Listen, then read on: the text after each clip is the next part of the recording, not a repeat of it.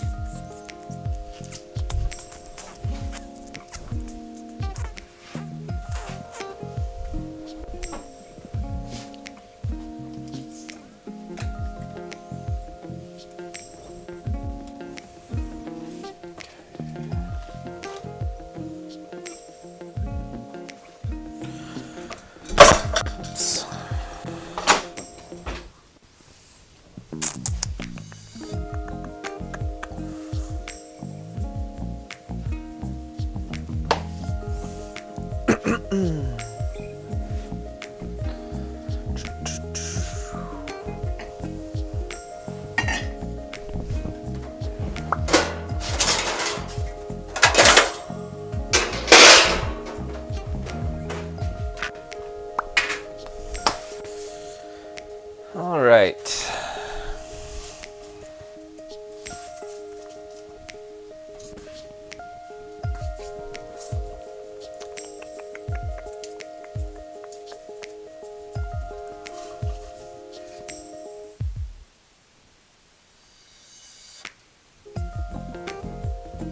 Cool. Hello, everyone. My name is Wesley. This is Woo Can Cook. Today we're doing a crispy garlic noodle, or a Chinese crispy garlic noodle, depending on how you look at it. We're going to take a shot at it, at least. If you're looking for the particular recipe that we're following, is a recipe that came out over on the YouTube channel a couple of months ago. I think it was 2 or 3 months ago.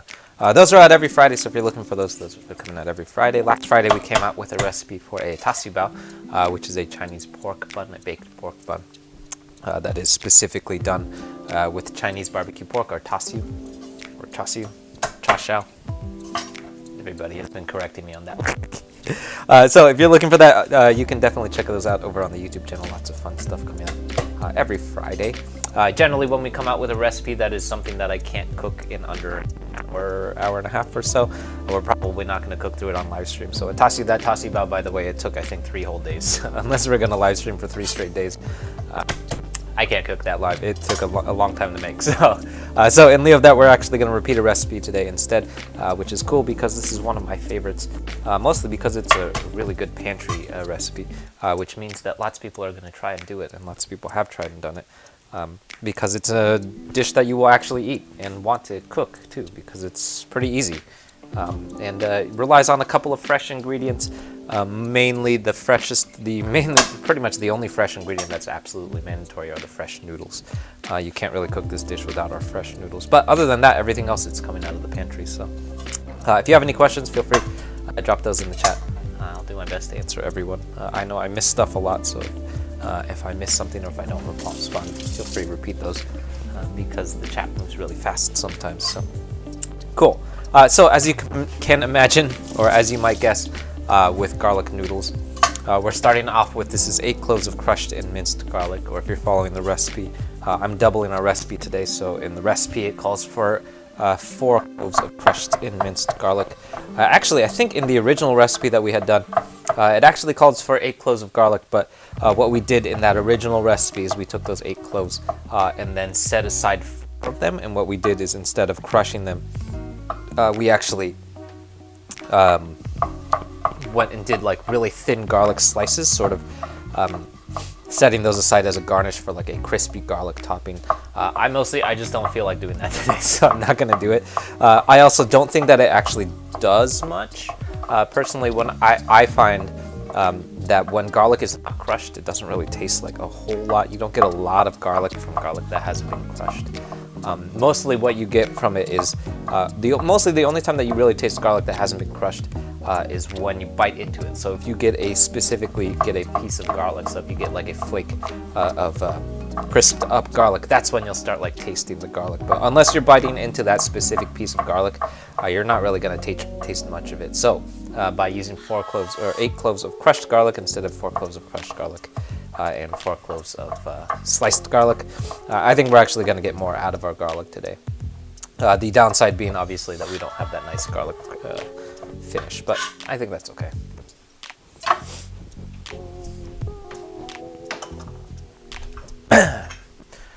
Right, so there's our garlic. We're gonna set this aside. By the way, there are only 3 fresh vegetables, or 3 fresh ingredients that are in our recipe today, or at least fresh veggies. And they are going to be this garlic that we just finished crunching up, followed by our ginger and then our green onions. Those are the only 3 ingredients that are absolutely fresh. Other than that, everything else comes out of our pantry for our noodles. Everything else is gonna come right out of our pantry, which I love because it's a really great pantry dish. So here's our ginger. I'm going to peel this up. This is, well, it should be about 2 inches of ginger. If you're not doubling the recipe like I am, what we call is for 1 inch of ginger, or it should be about a tablespoon of ginger once it has been minced. That's obviously kind of difficult to do. It's in ginger in general, unless it has been minced, it's pretty difficult to measure, obviously, because it grows in really weird shapes. So really, no matter what I say, it's going to be difficult to measure it, and you might notice that a lot of times I chop up too much ginger because it's shaped weird or something, or I misjudged how large the piece of ginger was that I was holding at the time. So don't be scared if you chop up too much ginger for yourself. Don't be too shy about tossing half of it, because you also don't want too much ginger either. So ginger, by the way, it tends to dry up when you leave edges out, so this ginger came off of another piece of ginger that I cut some time ago when I cooked dinner another time. And then it dries up like this, which we don't want. This is going to be really chewy if we eat that, so what we want to do is slice that stuff off anytime you have dried edges like that.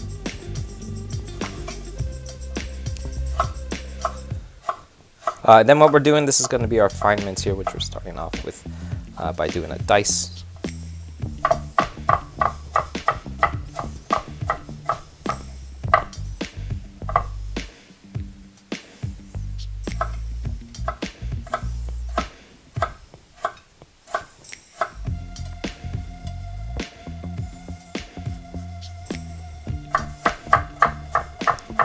Alright, so there's our dice. Then we're going to run through it with our knife and go for a fine mince from there. For a fine mince, it always helps to make sure that your knife is nice and sharp. If you don't have a sharp knife, fine minces can take a really long time, because what you end up doing is just sort of like mashing the ginger into the cutting board, because your knife is too dull to actually do much when it's in a fine mince like this. So super important. Actually, this is a good thing to have in general, is that make sure that your knife is nice and sharp, because a dull knife is a dangerous knife.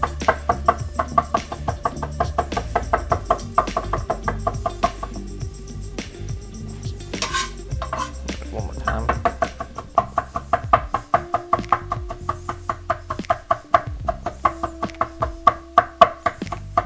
Alright, that ought to do it.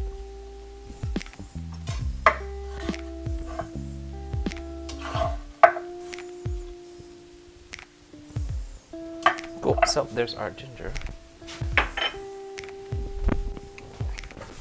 And then last up is going to be our green onions, which you'll notice we do this a lot first. By the way, green onions, you don't have to wash them. It's generally optional. Most of the time I do end up washing my veggies.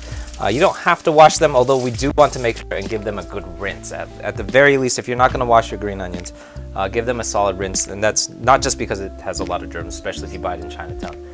It's really dirty because people are like touching it because it's sitting out on the sidewalk.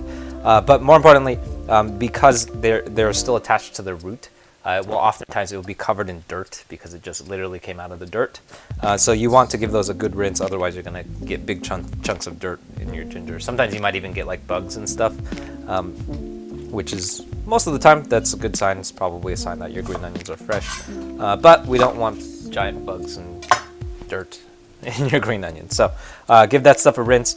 Make sure and rinse out all of that dirt and stuff that's stuck and like kind of tucked into the green onions there.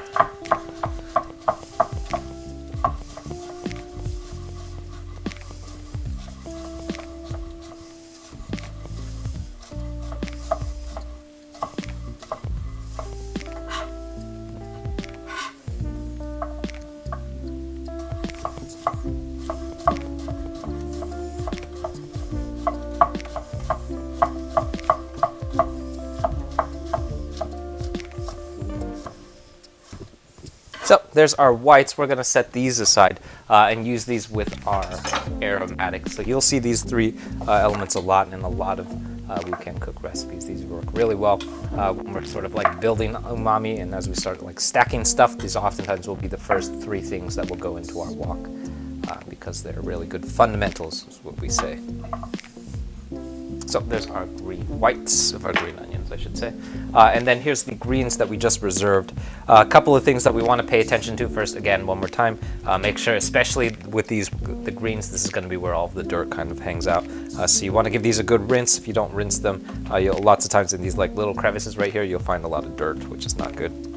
The other thing we want to look out for is these little small little bits that are kind of like growing. What that is essentially is the green onion is starting to sprout another green onion outside of from the green onion itself, like this stuff. We don't want these.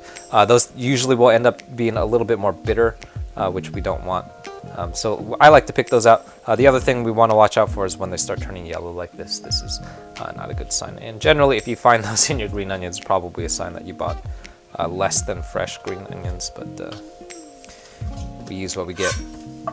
So what we're going to do is we're going to slice these up on a bias here. I like to slice them on a bias real thin. We're going to use these as a garnish. So the bias cut for garnishes, I find it helps really a lot because it kind of just helps the garnish sort of like pop out a little bit because it has a little bit more physical space, or it takes up a little bit more physical space in the finished dish. That's optional. If you don't want to, you can absolutely just chop it straight, but that's going to give us some nice presentation. The other thing that we want to pay attention to as we're chopping, because green onions, they're really, really thin. So as you chop, especially as you get towards like the end of your green onion, you're probably going to notice that you're not chopping all the way through. So let's see if it happens. Usually that's a sign that your knife is really, really dull. I actually just sharpened this knife yesterday, so it might not happen. But what we're looking for is if you don't pull the knife all the way through, or if it doesn't make solid contact with the bottom of the cutting board, like that just happened. Like this right here, we don't want this. So what's happening is the green onion, it's not like cutting all the way through, so we don't want this. Then it's not going to separate like that. So anytime you see stuff like this, just pick that stuff out. People generally don't like to come across that when they find that they're going through their garnishes.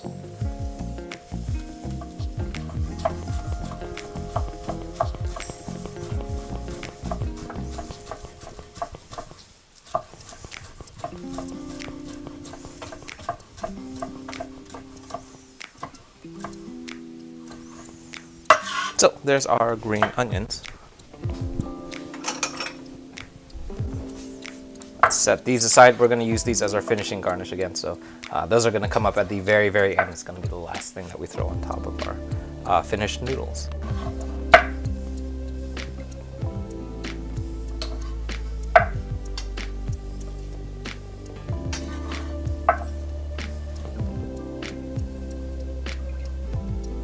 All right, so let's move on. What do we do next? Yeah, let's do these noodles. So next up, the last fresh thing that we're going to be using in our recipe today is going to be our fresh noodles. These are our fresh thin noodles. What we're looking for in order to achieve that really thin and crispy noodle quality is I think I see them a lot. When I find them in grocery stores, I usually see them referred to as like thin egg noodles. Sometimes I see them as like thin Singapore egg noodles, which I actually don't know that that's accurate because I don't think, I'm pretty sure that a Singapore egg noodle or a Singapore thin noodle is actually vermicelli, but I see it labeled that sometimes. But what we're looking for though specifically are the, if you can't tell the difference, thin noodles, they should be yellow. They should also be made out of egg. So you might see somewhere in the description the words egg thrown around. They also need to be very, very thin for our purposes today. So one of the many mistakes that I see a lot of with these noodles is that people try and boil them, which is never a good idea because these noodles are so delicate. So if you do try and boil these, they're just going to start sort of like clump together.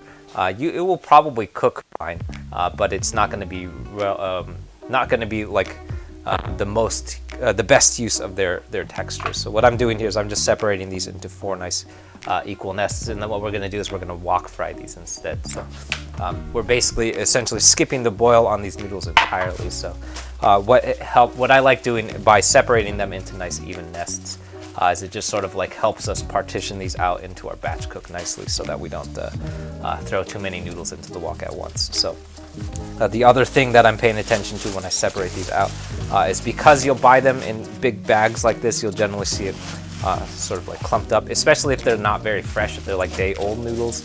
They might be clumped up and like stuck in bricks, so they might not like pull apart nicely. These are really fresh, so they're sort of just coming apart like this. That's what we want to see, but if you buy like stale noodles, they may not actually come apart like that. So we want to, before we start wok frying them, make sure that we can pull them apart. So like this is not what we want. So when it's sort of like stuck together like that, you can want to pick that out. That's not good. So can you? Yes, exactly. Hello.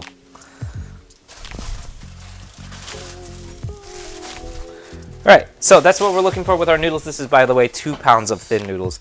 If you're following the recipe, it should call for 1 pound of thin noodles, but we're doubling today.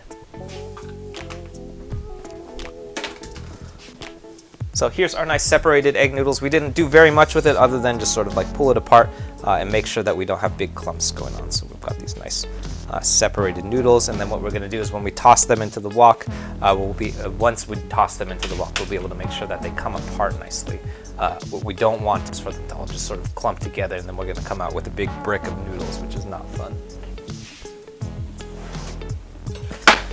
Hey, there's Hamcharo. That's Hamcharo, everyone. Hamcharo is the hamster that eats ramen. Hamcharo only gets to eat ramen every time somebody subscribes, so please feed Hamcharo. He's very hungry. That's over on YouTube. Subscribe on YouTube. Lots of fun stuff going on. We're working our way up to 6,000 subs by the end of the month, which I believe we hit earlier today. So if you want to help us keep hitting our subscriber goal, please hop over, give it a subscribe. Probably going to work on hitting 7,000 next. Let's see. This. All right, next up, I'm going to start assembling our sauce base here. Our sauce element is not going to be super complicated because we want to try and make sure that we don't detract from the garlic of our garlic noodles. We want the highlight of our garlic noodles to be garlic today. That's 8 tablespoons or half a cup soy sauce. That's low sodium soy sauce, by the way, so if you're using full sodium soy sauce, that should be halved. If you're using full sodium soy sauce, half that number. So if you're using full sodium, that should be a quarter cup. Next up, this is going to be 2 tablespoons of dark soy sauce. Followed by, this is going to be a quarter cup of rice vinegar.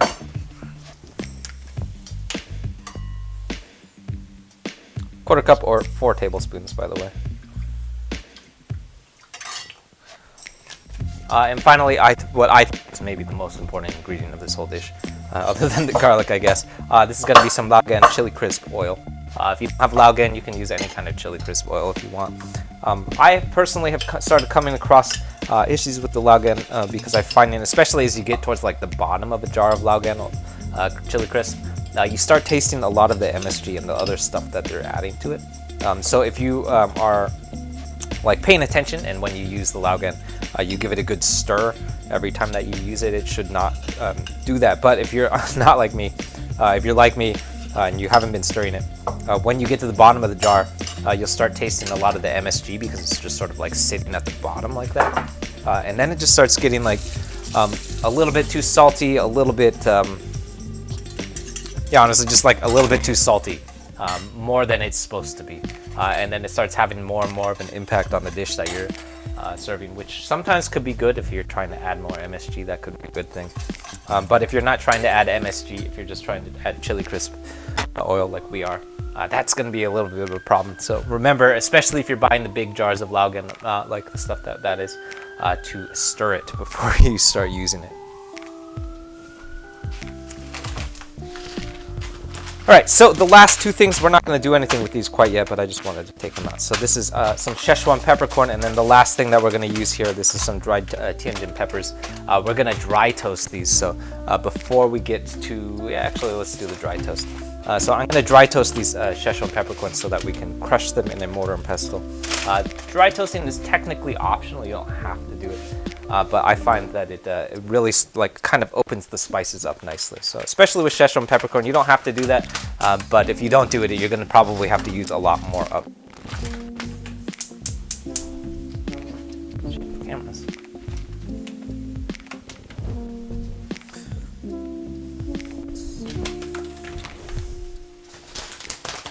So over on the stove, I've got my wok. This is at medium-low heat. When we're dry toasting, by the way, we want to make sure it over medium to medium-low heat here. If your wok gets too hot while you're dry toasting, it's just going to start burning stuff. Because remember that there's no oil in the wok, which means if you get too hot, that's not going to do anything other than just start burning. So remember, medium-low heat when we're dry toasting.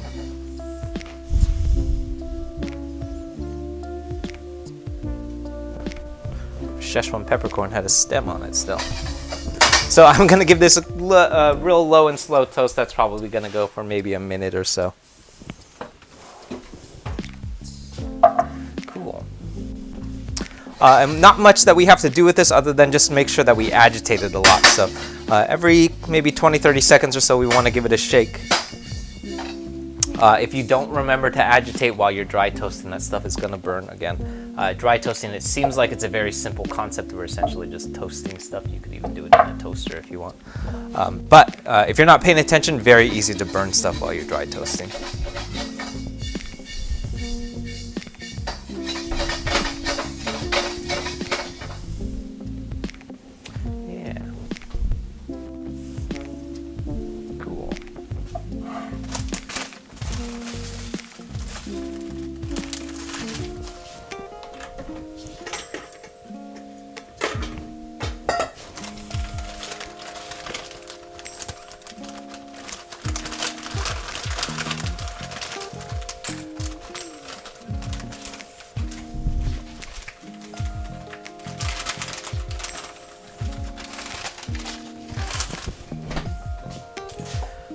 All right, so at this point, again, try not to turn around and forget to toss your dried Szechuans. But again, while you're dry toasting, remember to try and keep an eye on that, but don't do what I did, because it might burn.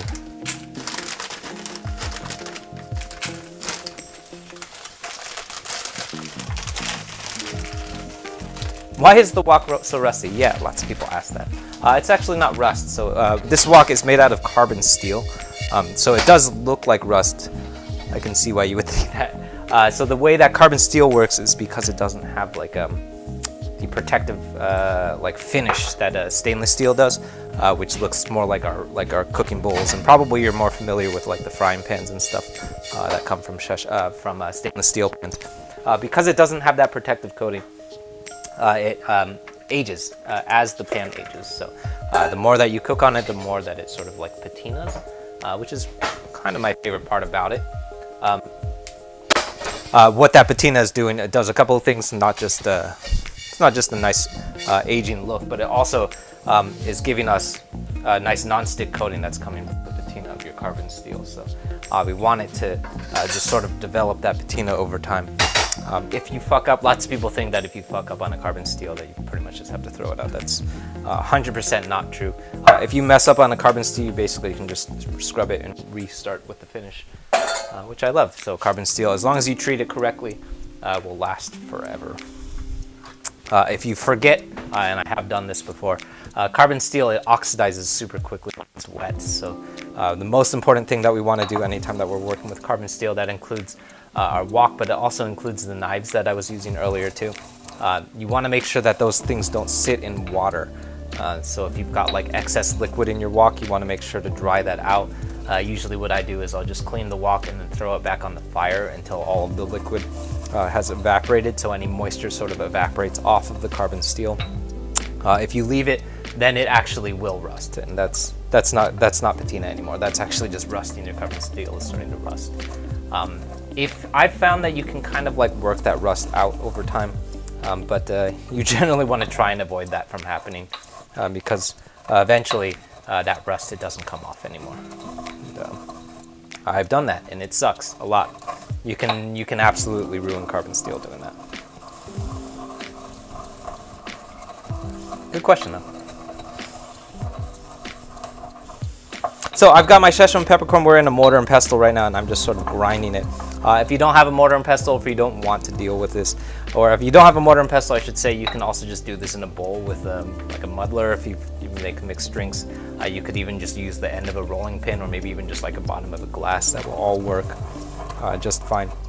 But if you don't want to take the time to do that, and I have done this too because it's easier, you can also just pass it through like a pepper grinder. That will work just fine too.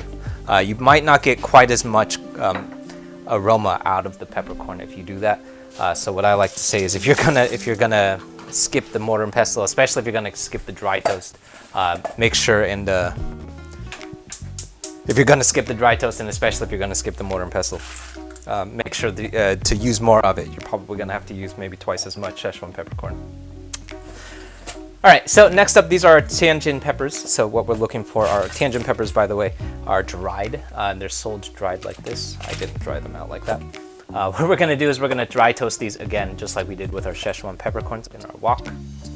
That's gonna like release a lot of the nice aromas from those Tian Jins. Again, just like with the Szechuan peppercorn, you don't have to do that. You can skip that step if you want to. I'm gonna adjust this camera. It's got a weird angle there. That's a little better. Again, just like with the Szechuan peppercorns, you don't have to do that. You can just toss it into the stir fry if you want, and you're gonna get just as much, or you'll have a similar result. But again, just like with the Szechuan, if by dry toasting it, it's gonna kind of bring out a lot of the aromas of those peppers. So I find works really well. I've also seen some folks have been like shallow frying Tian Jin peppers, which I've never seen before. And occasionally I've seen a couple folks. I just saw a Binging with Babish video actually, where he chops it up really fine and then tosses it in a dry, shallow fry, which I thought was, I had never seen that before actually. So you can do that too. It's essentially doing the same thing though. That shallow fry is releasing the aromatic qualities from the dried peppers. We again do something very similar with things like ancho chilies and like any kind of dry chili that you've ever worked with. It's always functioning fundamentally in the same way. When the Tian Jins are big and large like this, we're using like whole dried Tian Jin peppers. They are pretty much inedible on the finished dish. You'll see lots of restaurants will plate it with the Tian Jins in there because they look really pretty, but you'll eventually just pick them out because you can't eat these. So just like with the Szechuan, we're giving these a quick dry toast. I'm looking for them to pick up a little bit of color. We don't want too much color on these. I've seen that they're starting to burn, which we don't want.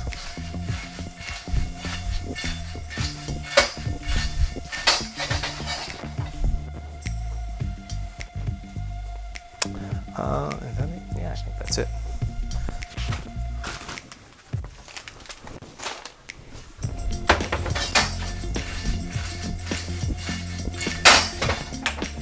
All right, so we're gonna remove these, and that should be it for our dry toast. So we're gonna set our Tian Jins. These are really fragrant. I wish if you were here, you could smell them. They are very, very fragrant now. That's what we're looking for, is that nice fragrant spice. Otherwise, they don't really you won't get a lot of like flavor, like straight ahead, like saucy flavor, like a Thai chili would. But what we're looking for is that really, really fragrant quality that comes from those Tian Jins.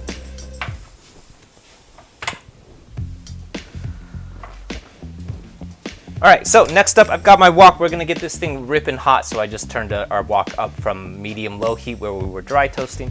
We're gonna bring that up all the way up to as hot as it possibly can go, so our stove is going as hot as possible, because essentially what we're doing is emulating the heat that you would get as close as possible, at least, to a wok burner. And we're gonna start frying our noodles next.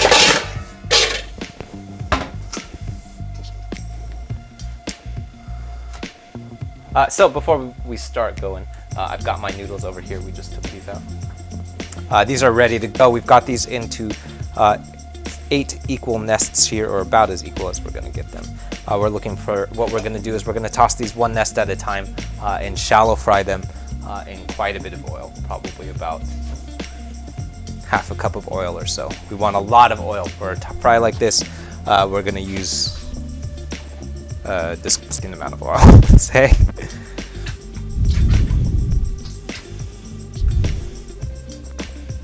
So that's probably less than half a cup, I'd say. But what we're looking for, especially this works really well with a round bottom wok, is for our oil to pool up right here. So you see it's sort of like pooling up in the center there. That's what we're looking for because that's how we're going to get our noodles to start submerging in that oil, like so.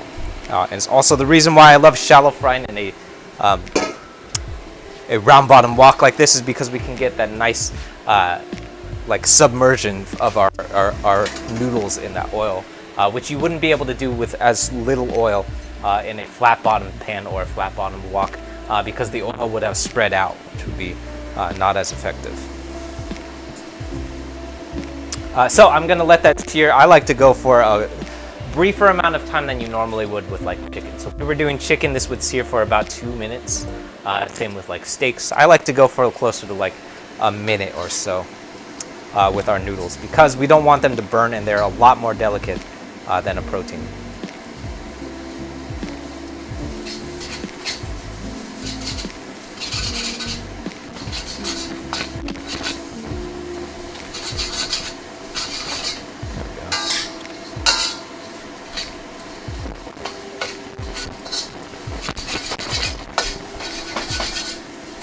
So this, by the way, is how you get that big crispy quality thin noodles like this. I always assumed that it was done with a par cook. So I always assumed that these noodles would be parboiled first and then wok fried, which is sort of like how you would do like a lo mein, for example. So like chow mein, that's how you get the crispy edges to chow mein.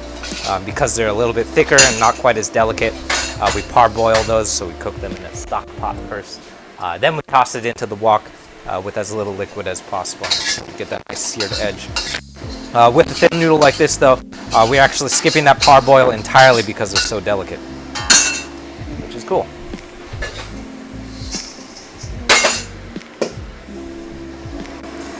All right.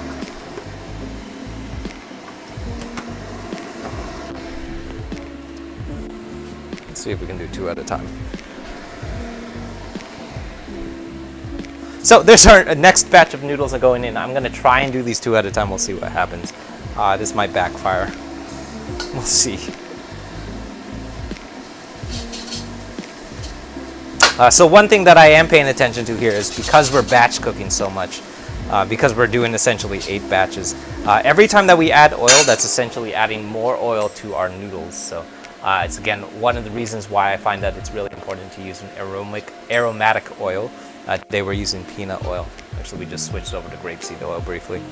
That aromatic quality is going to be particularly prevalent because we're using so much of it today. So, but in that batch cook, though, we want to pay attention and make sure that we don't overdo it here, because you can absolutely end up putting like 3 cups of oil in your noodles if you do enough batch cooking.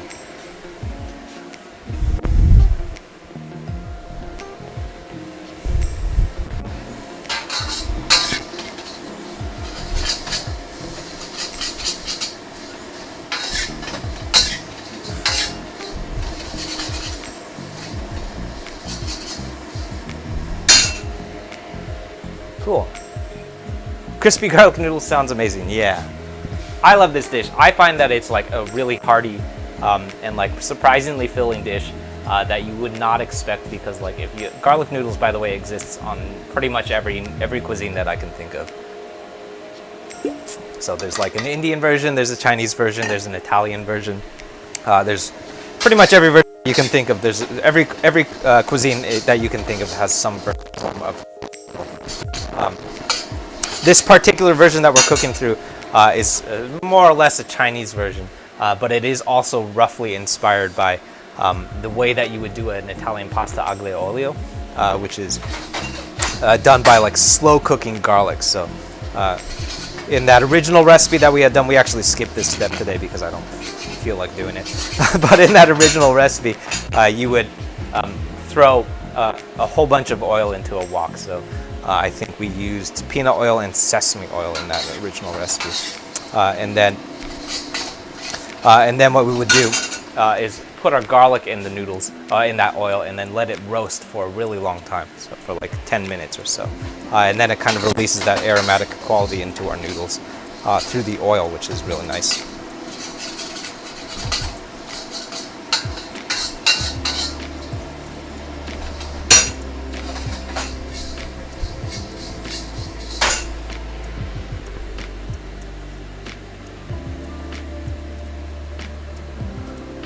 You live alone, but you buy garlic at the bulk store. Yeah, you can absolutely buy garlic in bulk. So I buy garlic probably like 12 cloves at a time, or 12 heads at a time, I should say, which is absolutely reasonable because garlic has a really, really long shelf life. So I leave it out in the pantry, and that stuff will last for quite a while, probably months, like literal months.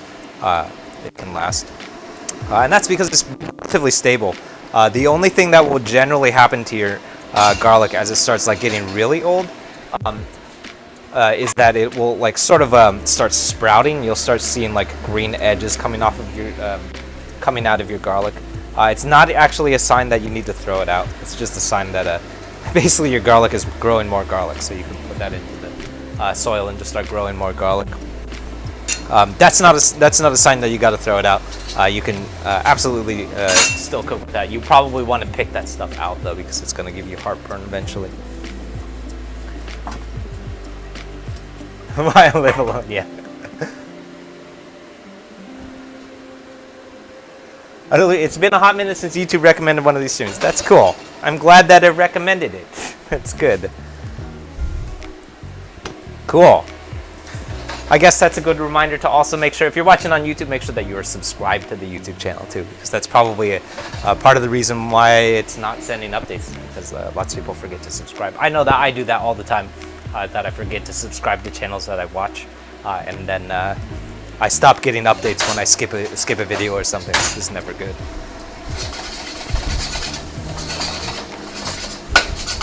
But welcome back. Hello. That also, by the way, if you're watching on Reddit, definitely head over to the YouTube channel and check out what's going on over there. We're also concurrently live streaming. That's what this laptop behind me is doing. In addition to that, YouTube channel also has a whole list of every stream that we're going to be doing for a while. I think should be going out a couple of weeks by now. So if you're looking for that information, that's a good spot to go to. But on top of all of that, we've got the long form recipes. Those come out every Friday. And then every Wednesday, we've got new music. So all of the music that's playing under these voiceovers, those come out every Wednesday. They're all usually remixes. Sometimes there's some original content, but usually remixes.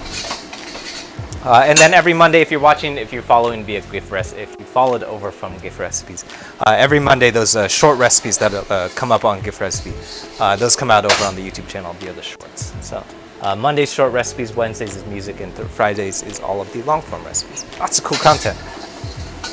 We just got all kinds of content.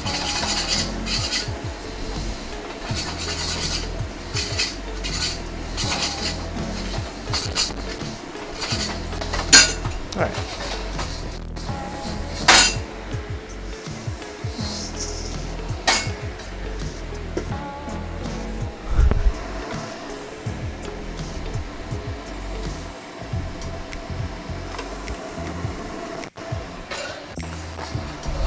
So that's, by the way, we're down to the last, this looks like the last half pound or so of our noodles.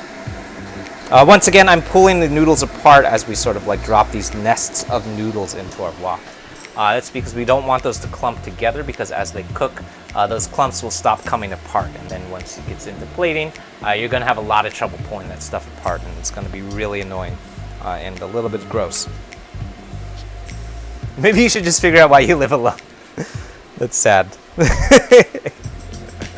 But also good self-awareness, I guess. Well, there's nothing wrong with living alone. Cool. Alright.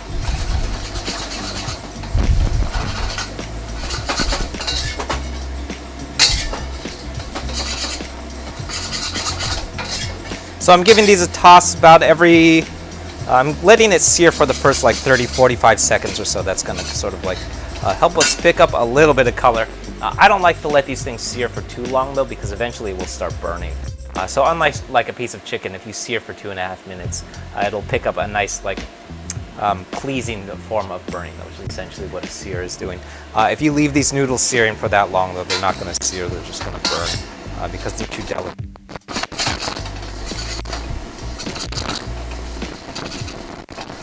So I'm just giving these a toss after about a minute, maybe even less than that. And mostly what I'm doing is I'm giving it a quick turn to make sure that clean up. We want to make sure that these things are separating as we cook. Yeah.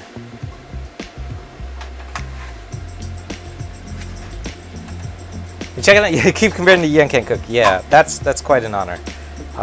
The channel, by the way, if you're following, or if you've been following for a while, is named after, it's in an homage to a really famous channel. At least it was famous here. I think it was at least famous in the States. Called Yan Can Cook, which was run by a guy named Martin Yan.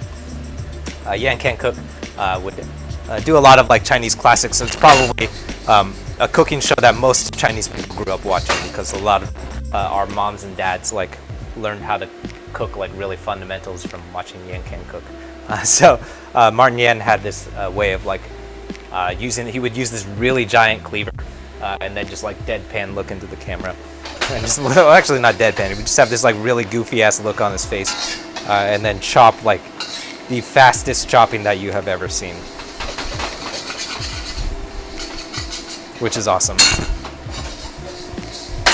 Martin Yan, by the way, is still doing stuff. Lots of people think that he's dead, which is probably sad.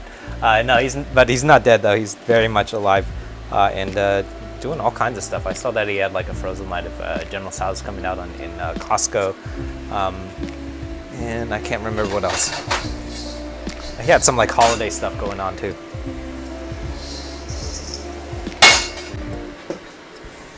Alrighty.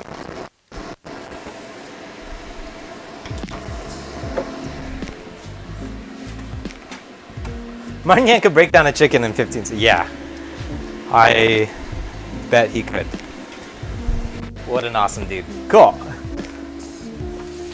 Yeah, what are we making? Yeah, hello to everyone just tuning in. I should get better at introducing myself more. My name is Wesley. This is whooole Can Cook. Today we're doing a crispy garlic noodle, which is essentially relying very heavily on the use of thin egg noodles. Sometimes you'll see them as like thin Singapore egg noodles. Sometimes I usually just see them as like thin noodles, something to that effect. Generally what we're looking for are the words egg and thin, is what we're looking for. And probably some kind of phrase involving Chinese. Today we're doing that using a very few ingredients. So the idea to this recipe was that we were trying to create a good solid pantry dish. So the only fresh ingredients that we used was a little bit of green onions. That was the only thing that was actually fresh. And then I suppose these noodles themselves are fresh too. But essentially what it means is if you've got egg noodles on hand, you should be able to do this pantry dish, which is really great. For those of you just tuning in, make sure that if you're watching on Reddit, make sure that you also hop over to YouTube and check out what's going on over there. Anytime that you see one of these streams, we're probably cooking through a recipe that came out over on the YouTube channel. We haven't done anything that wasn't a recipe in quite a while. So if you're watching, there's probably a recipe video. This particular dish has a recipe. I think it came out in like September or October or so. It was quite a while ago. Those recipes, if you're trying to reproduce what we're cooking, they tend to be a little bit more useful for like bookmarking and stuff because I don't tangent quite as much. They also are like a little bit more concise, nice, clear, concise, like 10-minute video. The Frugal Gourmet, oh man, I haven't seen that show in so long. And of course, Julia Child's, yeah, classic content. Yeah, where do you get those types of noodles? Yeah, if you're here in Oakland, I get these from a shop. It's a noodle shop that they make fresh noodles. They're called Yun Hop. Here in Oakland, it's on 7th and Webster. Obviously, if you're not in Oakland, you're not going to be able to go to those shops. In most Chinatown areas, there will be some form of noodle shop like that. Because anytime that you're in a Chinatown area with Chinese restaurants, those Chinese restaurants are getting their ingredients from somewhere, and usually they're getting them from somewhere in that neighborhood. That's why anytime that you see a Chinese restaurant or a lot of Chinese restaurants, you'll probably see a lot of Chinese grocery stores nearby too, because they're the ones supplying the goods, the produce and the noodles and all of that stuff to the restaurants. That's how they get it. Those guys are not buying stuff on Amazon and stuff. So that's usually where those ingredients are coming from. So if you live near a Chinatown district, I would look for that. If you find yourself at a grocery store, usually because these noodles have to be purchased fresh, usually by like within a day or so, you'll find them like somewhere near the register because they're restocked every day. Yeah, cool. Good question though. Yeah. So hopefully that's at least somewhat helpful. I can't always help Lots of folks are like nowhere near any kind of Chinese restaurant or Chinese Chinatown districts, which is probably tricky. I would say is that if you don't have any access to Chinese grocery stores, probably the next closest thing is going to be like angel hair pasta or something similar to that. In order for it to work, though, they have to be fresh and raw noodles. So you can't do this with like dried noodles. So if you can find fresh angel hair, that's essentially going to be the same concept. But I don't think it's going to have egg in it, though. Maybe it does. I don't think angel hair contains egg. Cool. So I'm reheating my wok here as hot as possible. Then we're going to move to our wok fry next. I'm going to cook this in halves. I don't think I can fit all of these noodles into our wok here.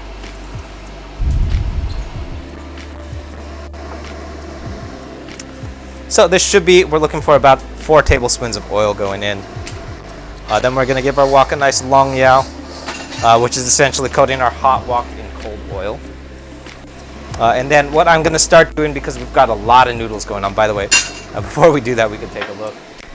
There's a whole shitload of noodles. So we've got, this is 2 pounds of thin egg noodles here, which once they start frying up, they take up a lot of volume. So this is the largest mixing bowl that I own.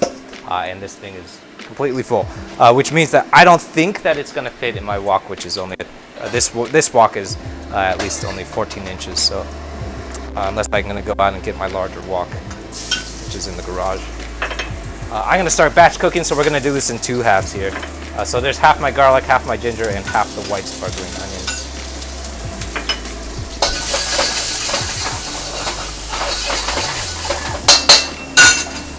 I'm giving that a quick toss to just sort of let it become aromatic. We're looking to sort of bring out some of that aroma. Man, that YouTube camera always fries the garlic. Then next, here's my noodles going in. This is, again, half of our noodles.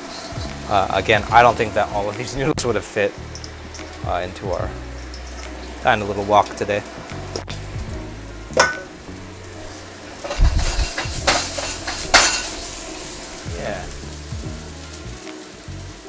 Ooh, you adapted the bacon fried rice to be gluten-free, vegan and gluten-free. That's cool.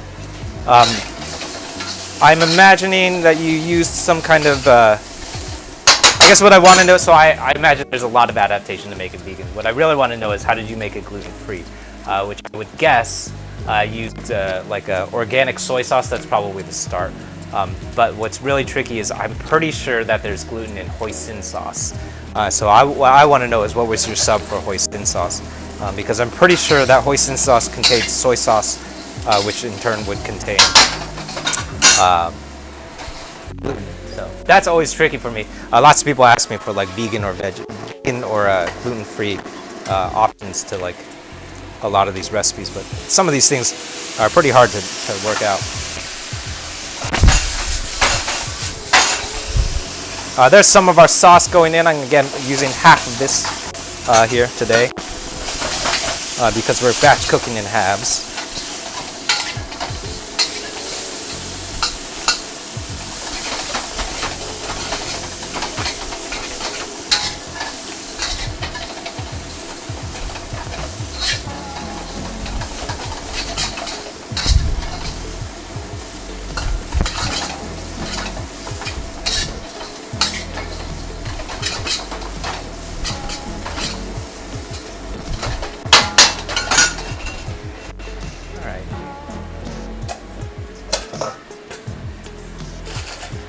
Here's our Tian Jin peppers, excuse me, going in. Then followed finally, actually let's do this Sichuan off.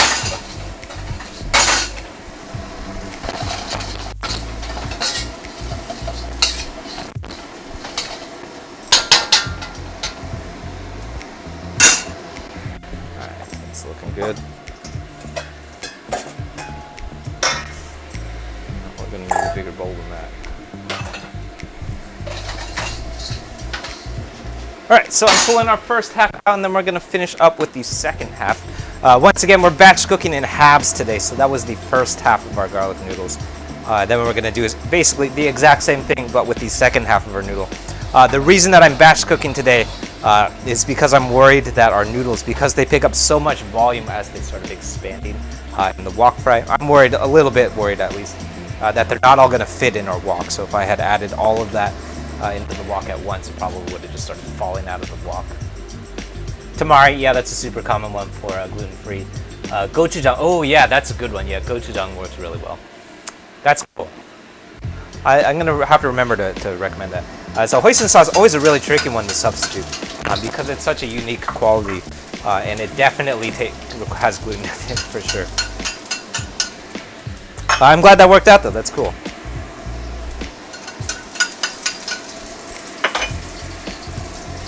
right. So there's the remainder of our aromatics going in.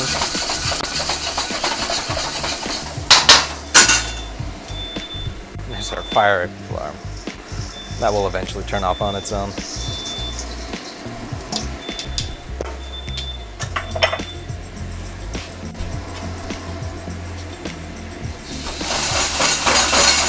Finally, here's the remainder of my sauce going in.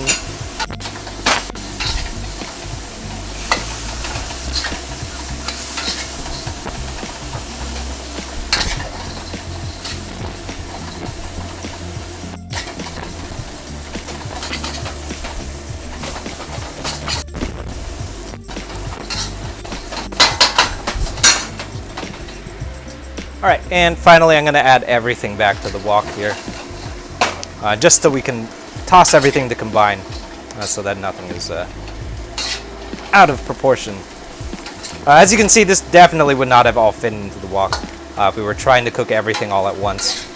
This probably would have just started like falling out of the wok if I started trying to toss it.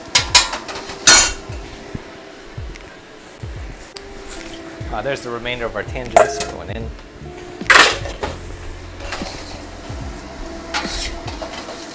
And that's probably gonna do it.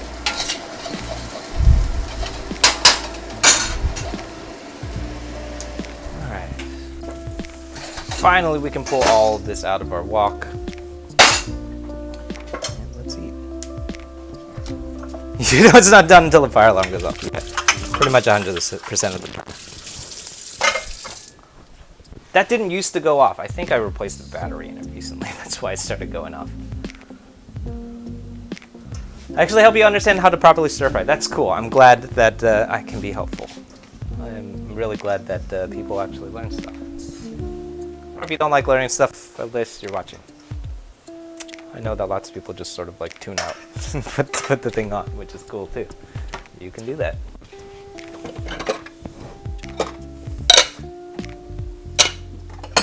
Definitely one of my favorite parts about this recipe though is that it, because it's so simple, it's probably the one that people actually attempt the most, which I love. As much as I love doing like really complicated stuff like we did the tassu baos that came out last week, that one was really, really tricky. And I honestly don't get the feeling that many people are going to try and do it because it's so hard to do. It's it's a 3-day thing. It's going to be really, really tricky. And I have a feeling nobody's going to actually attempt it. But if you do, by the way, if you are following from any of the YouTube channels or the Reddit channels, or you saw that tassu bao recipe, please let me know if you try it. Also, please remember to take pictures and send them to me because I always love seeing when people try the recipes because it's really cool and it brings me joy. Unless you don't want to. If you don't want to show me to, that's cool. You don't have to. At this point, by the way, our Tian Jin peppers are doing nothing. We've gotten all of their aromatic quality out already. That came out in the wok fry. If you want to, you can pick them out, just sort of like the way that you would do with like a bay leaf. I like to leave them in because they're really pretty, but they're completely inedible. So at this point, if you want, you can start picking them out, or just don't put them into your plating. But they are really pretty.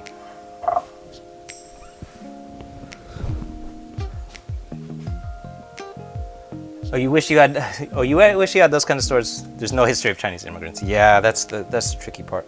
Fortunately, most of these things, at least most of the pantry stuff, you can get on Amazon or like on the internet somewhere. You can find that stuff on the internet somewhere.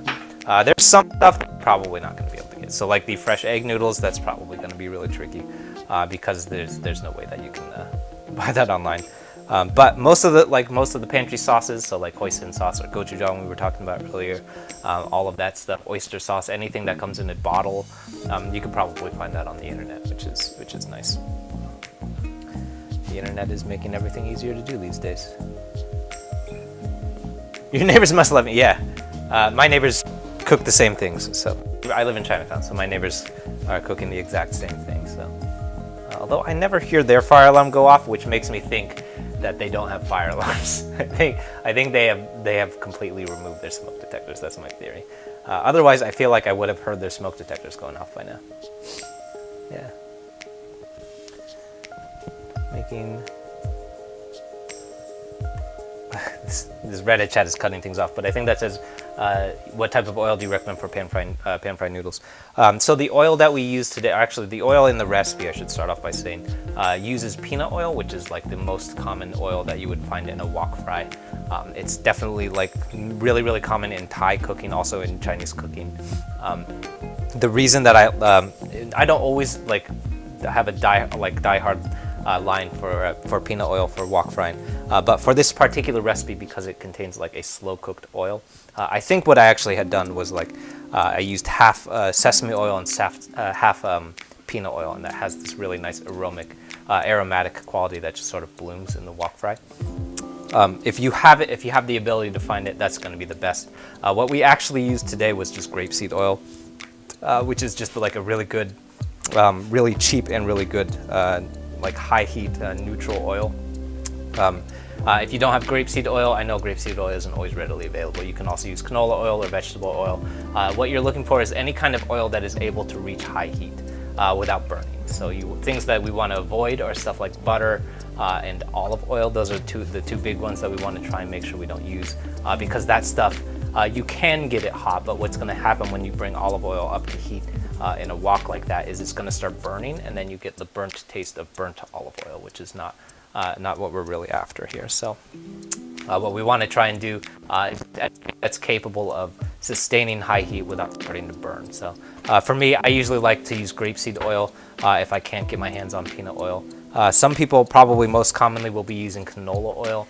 I personally find that canola oil has a weird taste to it when it gets too high, which I know is probably not super common because lots of people high heat cook on canola oil. But I personally find that when it starts reaching a certain temperature, you can kind of taste it and it gets a little bit acrid. But yeah, again, any kind of oil that's capable of reaching high heat without burning, that's what we're looking for. Yeah, you're hungry now, cool, yeah.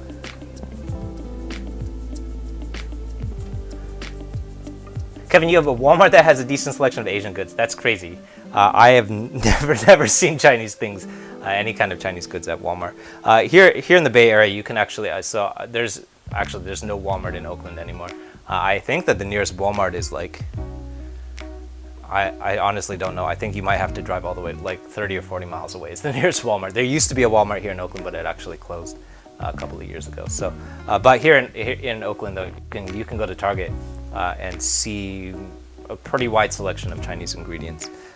The problem with that being that you're probably going to overpay. You're paying a lot, like you're paying a steep premium to get those ingredients at Walmart. So, but if you don't mind doing that, which you shouldn't mind, if it's the only place that you can find it, you shouldn't mind doing it. You totally should. Cool. Yeah, cool. Thanks everyone. Once again, my name is Wesley. This is Whoo Can Cook. This is one of my favorites, by the way, because it's so easy to do and it's also like really approachable. So I think that lots of people are encouraged to do it because it's a really approachable one. So let me know if you take a shot at this. As always, if you're looking for it, the recipe video always lives over on YouTube. So again, if you're looking for that, I should remember to link these things. Here's the recipe.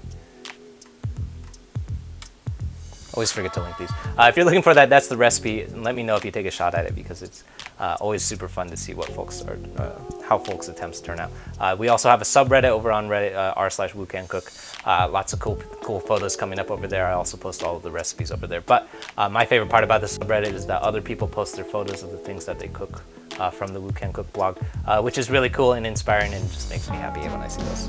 Cool. Cool. Once again, if you're looking for the recipes, those are out every Friday. So this Friday coming up, we're doing a salt and pepper fish. We're doing a salt and pepper catfish, which is really cool because I haven't ever cooked with catfish, or I haven't cooked with catfish in a long time. But we're doing a salt and pepper catfish that's coming up this Friday. Friday after that, we're doing, I want to say, eggplant. I think we're doing an eggplant stir fry after that. There's another PF Chang's hack coming up. So lots of stuff every Friday, new recipes. Every Monday are going to be the short recipes, and then every Wednesday are going to be the beats. So the Woo Cooks beats, all of the music that's under the voiceover every Wednesday. So cool. Thanks again for watching. What woks do I recommend? Yeah, lots of people ask that. So lots of people are looking for this wok in particular. It reminds me, I forgot to clean it. Lots of people are looking for this wok in particular. I actually have no idea where this wok comes from. I know that I got it at a restaurant supply store. Most of the time when you find stuff at restaurant supply stores, it's either all made by one brand. In the one here in Oakland, it's all stuff made by Winco, which sometimes is cheap stuff. This particular instance, it literally has nothing written on it. It's literally just a piece of carbon steel that has been shaped into a wok. But again, just like with the groceries, if you live near Chinatown, there's bound to be some kind of restaurant supply store that's supplying woks and other like chopsticks, like kitchenware. If you've ever been to a Chinese restaurant, flip the teacup over, you'll notice that it's almost always the same teacups. I believe they're called like durable china, something like that. It's the same Chinaware that's in like literally every Chinese restaurant. Because they all have the same suppliers. So somewhere in your Chinatown district, there's bound to be a restaurant supply store where you can find a wok like that. If you can't find it though, I have a friend whose wok that I have used quite a bit actually. It's made by Joyce Chen. They make a good carbon steel, and I think it has a flat bottom to it. And it works really well, so that's a good option. Their woks are a little bit smaller. I think it's like a 12-inch or so. But it's made out of carbon steel. It's really durable. And it lasts a long time. So what I always recommend if you're looking for a wok, don't look at brands. What you should look at is what is the wok made out of. So is it carbon steel? Is it cast iron? Is it non-stick? Things that we want to avoid mainly are non-stick. So don't buy anything that has Teflon on it. If it's got Teflon, it doesn't reach high heat. Essentially, if you're buying a Teflon wok, what you're buying is a wok-shaped skillet, which is I don't understand why that exists in the first place, because you can't wok cook in a Teflon wok. So why does it exist? Anybody who's buying that is making a huge mistake, and you're basically wasting $30. You might as well just cook in a frying pan after that. So yeah, mainly avoid Teflon. Anything that says the words non-stick on it, that's not a good thing. So this is carbon steel. I love a good cast iron if you're on electric or induction. I also love my parents' wok is made out of stainless steel, which is what I grew up cooking on. Also, all good options. So. Cool. Yeah, good luck though. Good luck in your wok hunting. That's always a tricky one. Once again, if you're looking for the recipes, those are out every Friday. We're working our way. We're working our way up to 6,000 subs by the end of the month. We actually hit that goal a couple of hours ago, I think.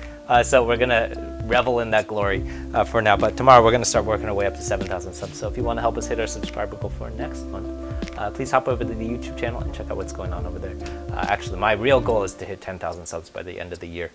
And then we can start doing really cool things. Once you pass 10,000 on YouTube, you unlock a lot of cool things, so you can start being a famous YouTuber. Cool. All right, thanks everyone. I'll see you soon. Bye.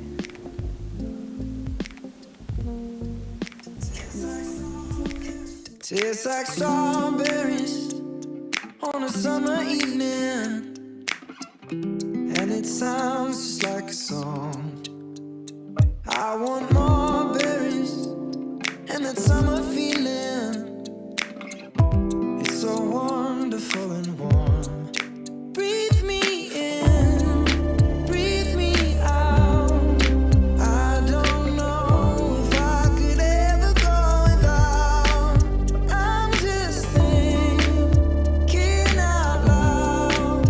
I don't know if I could ever go without watermelon sugar high, watermelon sugar high, watermelon sugar high, watermelon sugar high, watermelon sugar. Strawberries on a summer evening. Baby, you're the end of June. I want your belly and that summer feeling. Get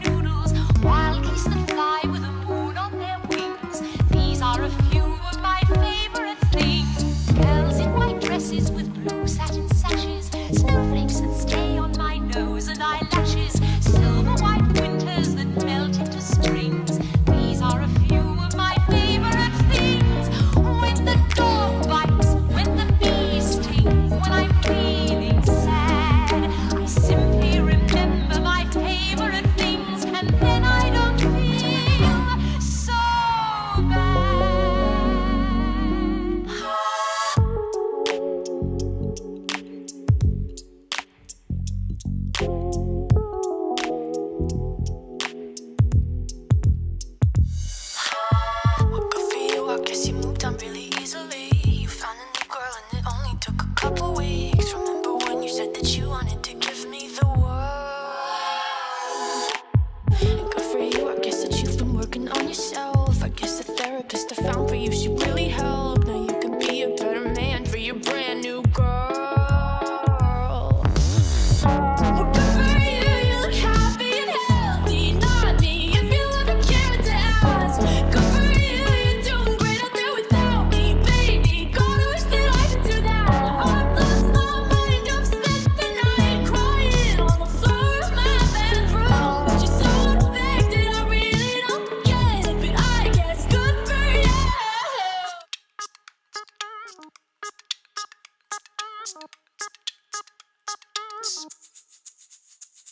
Smooth like butter, like a criminal undercover. Don't pop like trouble, breaking into your heart like that. Cool shade stunner, yeah, owe it all to my mother. Hot like summer, yeah, I'm making you sweat like that. Ooh, when I look in the mirror, I'm not too hard to do. I got the superstar glow, so ooh, do the boogie. A side step right left to my beat. I like the moon rock with me, baby. Know that I got that heat. Let me show you can stop your shit. Side step right left to my beat. Can't let it flow. Closed off from love, I didn't need the pain. Once or twice was enough, and it was all in vain. Time starts to pass before you know it, you're frozen. Ooh. But something happened for the very first time with you.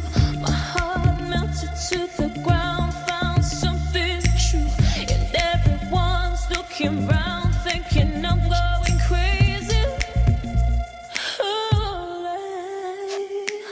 But I don't care what they say, I'm in love with you. They try to pull me away, but they don't know the truth. My heart's crippled by the vein that I keep on closing. You cut me open and I keep bleeding, keep bleeding. I keep bleeding, I keep bleeding. Keep bleeding, keep bleeding. You cut me open, trying hard not to hear, but they talk so loud. Their piercing sounds fill my ears, try to fill me with doubt. Yet I know that the goal is to keep me from falling. Hey, but nothing's greater than the risk that comes with your embrace. And in this world of loneliness, I see your face. Yet everyone around me thinks that I'm going crazy. Maybe, but I don't care what they say.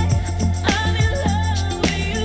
They try to pull me away, but they don't know the truth. My heart's crippled by the vein that I keep on closing.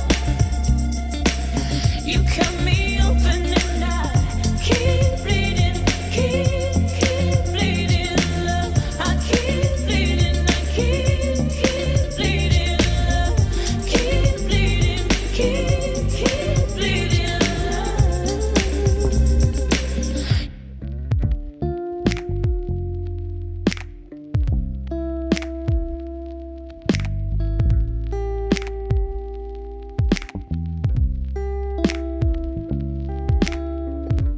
Baby hair with a woman's eyes, I can feel you watching in the night. All alone with me, we're waiting for the sunlight.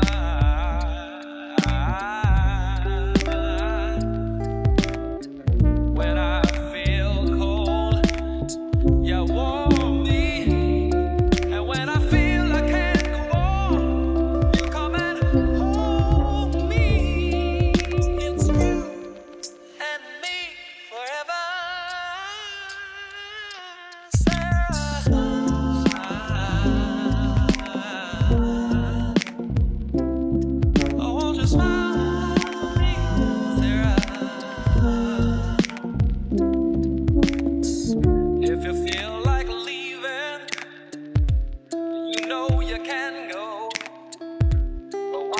just